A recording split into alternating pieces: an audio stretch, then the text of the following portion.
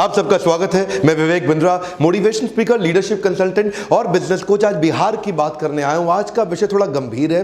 गंभीर इसलिए है क्योंकि सबसे बड़ी ग्रोथ वही होती है जहां पे सबसे ज्यादा कमजोरियां दिखाई पड़ती हों। देश के अंदर सबसे बड़ी ग्रोथ वही होगी जहां ग्रोथ का सबसे बड़ा गैप बाकी बचा हो। बिहार एक ऐसा राज्य है जहां ग्रोथ का सबसे बड़ा गैप है, जहां पे ग्रोथ की निश्चित रूप से बहुत तेजी से बहुत ज्यादा आवश्यकता है। मेरी जिम्मेदारी बनती है कि मैं उसको केस स्टडी के रूप में आपके सामने प्रेजेंट करूं। 7 बातें बताऊंगा क्यों बिहार इतना पीछे रह गया और क्या किया जाए ताकि बिहार आगे बढ़ सके। देखिए, सबसे पहले तो समझिए, जो हमारे 32-33 राज्य आज हमारे देश के अंदर, यूनियन टेरिटरी मिला करके 33-34, इनके अंदर बिहार का जो पर कैपिटा इनकम है वो लोएस्ट है। क्यों है ऐसा? 31,000 रुपए के आसपास सालाना इनकम है एक व्यक्ति की बिहार के अंदर। ऐसा क्यों है? क्या कारण है कि आज एवरेज इनकम बिहार की इतनी नीचे चली गई है? ये पर कैपिटा इनकम क्या होता है? ये निकाला जाता है एक ही स्थान, एक ज्योग्राफी के अंदर उनकी टोटल इनकम को टोटल पॉपुलेशन से डिवाइड करके। देखिए, ये वीडियो हर एक भारतीय के लिए समझना बहुत ज्यादा जरूरी है कि कुछ राज्य होते हैं जो भारत की इकोनॉमी को, भारत की स्ट्रेंथ को, भारत की उसको आगे लेके जाते हैं, और कुछ ऐसे राज्य होते हैं जो उसकी ग्रोथ डेवलपमेंट को नीचे घसीट रहे हैं, नीचे लेके जा रहे हैं। क्या कारण है इसका? कारण क्या है? क्यों ऐसा बोलते हैं? मतलब बिहारी शब्द को गाली की तरह क्यों प्रयोग किया जाता है? ये क्यों प्रतीकात्मक हो गया? बोलते हैं एक बिहारी 100 बीमारी। बिहारी की शक्ल के हट।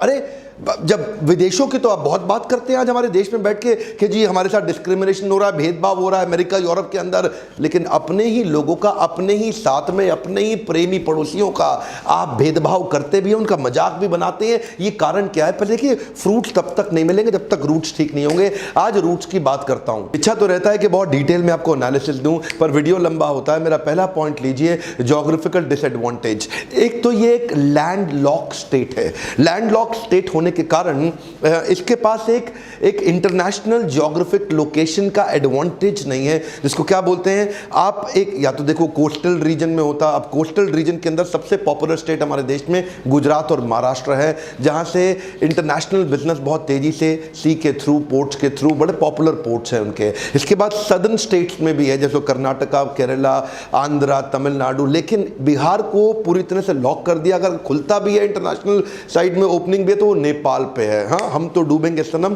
तुम्हें भी ले डूबेंगे। अब इसके कारण ग्लोबल एक्सेस मिलता नहीं है, ट्रांसपोर्टेशन कॉस्ट बढ़ जाती है। बिहार का एक रीजन ऐसा है जहां सूखा पड़ जाता है, दूसरा रीजन ऐसा है जहां बाढ़ ज्यादा आ जाती है। अब क्योंकि इसके कारण लोगों को बिहार छोड़ के बाहर निकलना पड़ता है अपनी लाइवलीहुड के लिए। अगला पॉइंट है नो मेजर इंडस्ट्री। बिहार के अंदर कोई बड़ी इंडस्ट्री है ही नहीं।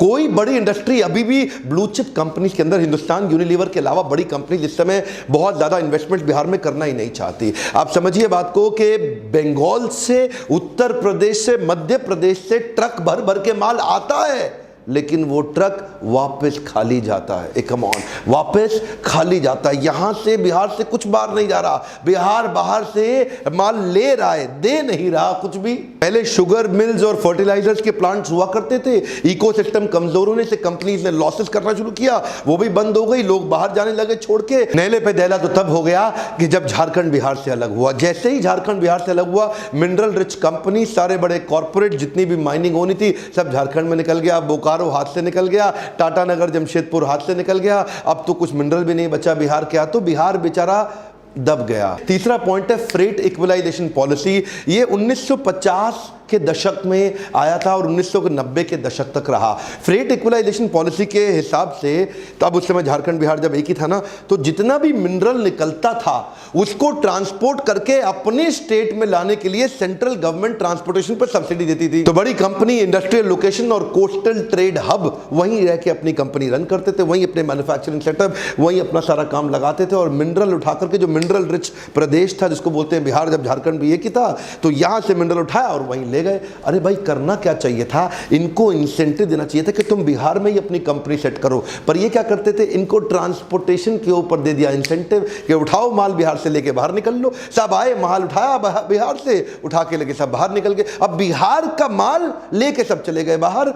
अगर वहीं फैक्ट्रियां लगा दी होती तो बिहार में आ जाती एम्प्लॉयबिलिटी। इधर का ना कल्चर बदल जाता। यहाँ पे एजुकेशन और एम्प्लॉयबिलिटी दोनों कम रही, इसीलिए इनकी नेशनल अर्निंग के मुकाबले बिहार की अर्निंग बहुत कम रह गई। मिनरल रिच स्टेट होने का कॉम्पिटिटिव एडवांटेज होते हुए भी इसको 1993 तक लूटा गया है।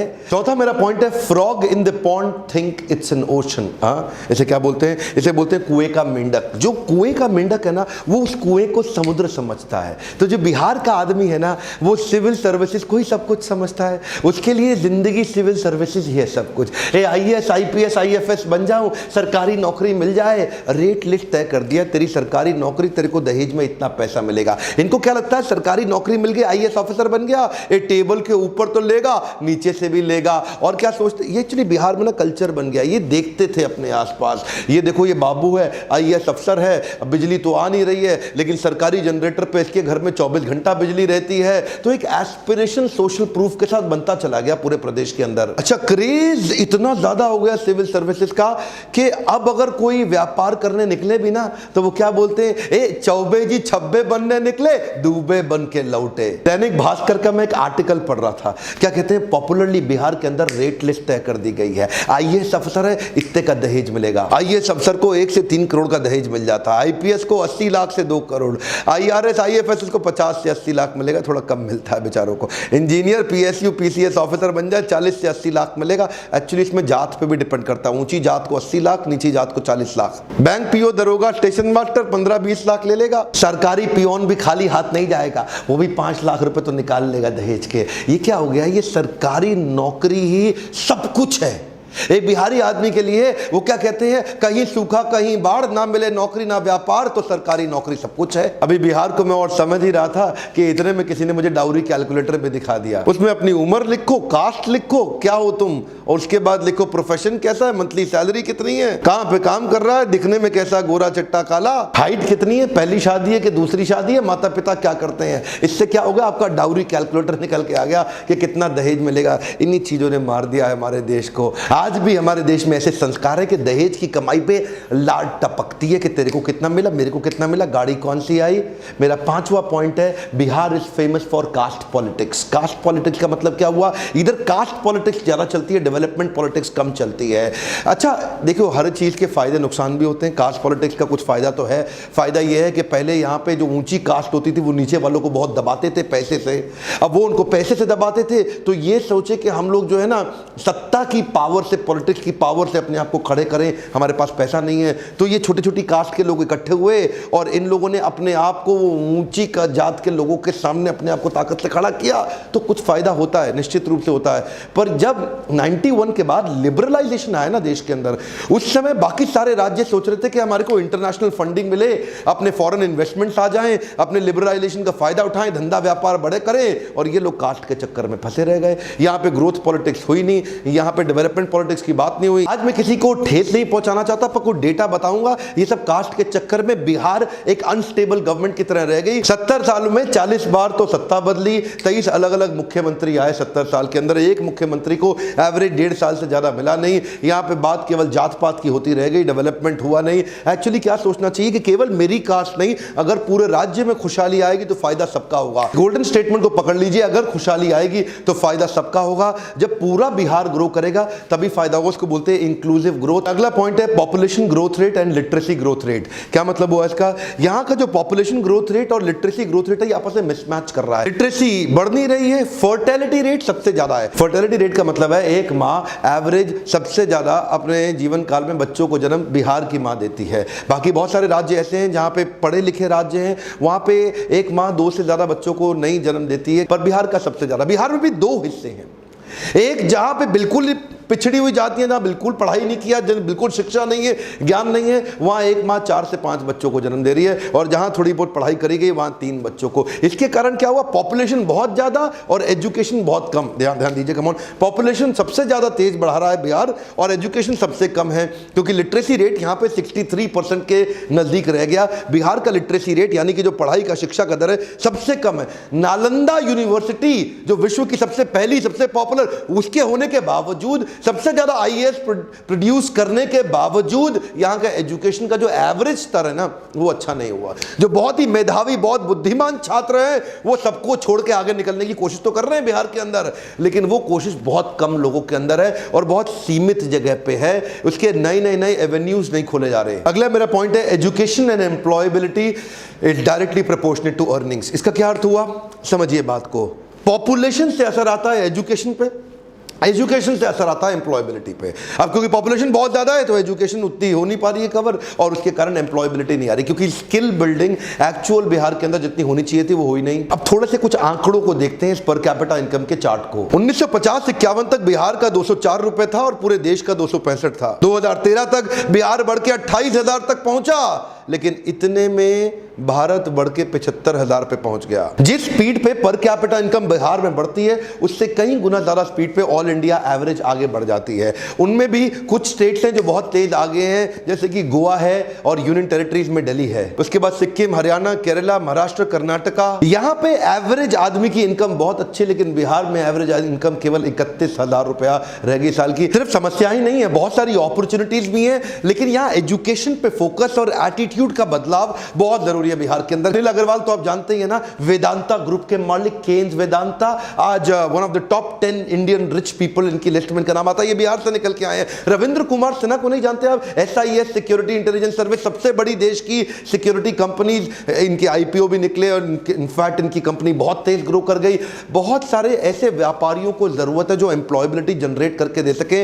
वो मानसिकता से बाहर आना है कि भैया सरकारी, मेरे को तो सरकारी, इस मानसिकता से बाहर निकल के वो सारी बिजनेस और ग्रोथ अपॉर्चुनिटीज प्रोड्यूस करनी है। सबसे ज्यादा ग्रोथ वही होगी, लेकिन मैं वहां ध्यान देना चाहता हूं जहां कोई ध्यान नहीं देना चाहता, इसलिए मैंने बिहार पे केस स्टडी बनाया। क्यों नहीं बिहार, जो पंजाब से आगे हुआ करता था एक समय पे, आज पंजाब 3 गुना ज्यादा इकोनॉमी ग्रो कर गया बिहार के मुकाबले पिछले 40-50 सालों के अंदर। क्यों हुआ ऐसा? आज एवरेज एज के मुकाबले में बिहार में यंगेस्ट पॉपुलेशन है, सबसे ज्यादा यंग पॉपुलेशन पूरे देश की आज बिहार में मानी जाती है। इतना यूथ है, सबसे ज्यादा हार्ड वर्किंग पॉपुलेशन के मामले में बिहार का नाम आता है। बिहार में बहुत सारी अपॉर्चुनिटीज और पॉसिबिलिटीज है, बहुत सारी ग्रोथ की। पहला मेरा आपको केवल ये सुझाव है, अपने होराइजन को बड़ा करें और पॉसिबिलिटीज पे फोकस करें। मैं लीडरशिप फनल ऐसे ही लोगों के लिए बनाने का प्रयास किया जिनको बिजनेस का नॉलेज अंडरस्टैंडिंग नहीं, लेकिन देखते ही देखते 6 महीने में नेक्स्ट लेवल पे जाते हैं। ऐसा नहीं कि मैं आपको कह रहा हूं कि लीडरशिप फनल ही आपके लिए सुझाव है, पर मैं इतना जरूर कहूंगा कि लर्निंग पे फोकस करिए, तभी अर्निंग बढ़ेगी। आपसे अगला प्रश्न पूछना चाहता हूं, किस और राज्य की